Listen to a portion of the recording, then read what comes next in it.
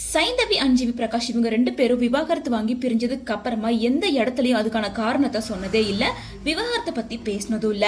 இந்த நிலையில முதல் முறையா விவாகரத்துக்கு அப்புறமா அவங்க குழந்தைய பத்தியும் அவங்களுக்குள்ள நடக்கிற பிரச்சனை உள்ளிட்ட பல விஷயங்களை வெளிப்படையா பேசி ஒரு இன்டர்வியூ கொடுத்திருக்காங்க.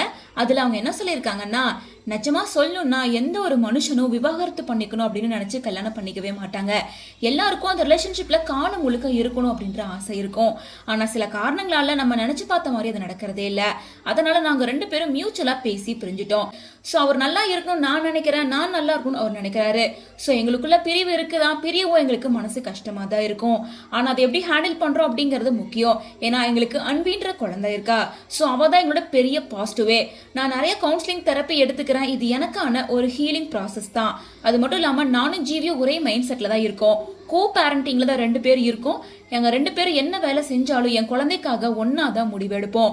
குழந்தைக்காக இன்னைக்கு வரைக்கும் நாங்க நல்ல ஃப்ரெண்ட்ஸா எடுத்து அவளுக்கான எல்லாத்தையுமே சேர்ந்து தான் பண்றோம். ஒரு விஷயத்த மட்டும் நான் தெளிவா இருக்கேன். குழந்தை சண்டை போட்டோ அடம் பிடிச்சோ எனக்கு இது வேணும் அப்படின்னு சொல்லி அம்மா கிட்ட கேட்டா கிடைக்கும், அல்லது அப்பா நோ சொன்னா அம்மா கிட்ட கிடைக்கும் அப்படின்னு என்னைக்குமே ஒரு மைண்டே வரவே கூடாது அவளுக்கு.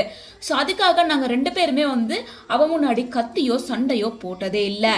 எங்களுக்கு சண்டை போற சிச்சுவேஷன் வந்தாலும் அது ரொம்ப மெச்சூரா ஸ்வீட்டா ஹேண்டில் பண்ணிட்டு போயிருவோம். விவாகரத்து வாங்கி பிரிஞ்சே இருந்தாலும் என் மகள் சம்பந்தப்பட்ட எந்த முடிவா இருக்கட்டும், அவளோட தூக்கம், ஃபுட்டு, அவளோட ஸ்கூல் அப்படின்னு சொல்லி எல்லாத்தையுமே நாங்க ரெண்டு பேரும் இன்னைக்கு வரைக்கும் சேர்ந்து தான் முடிவு பண்ணிட்டு இருக்கோம்.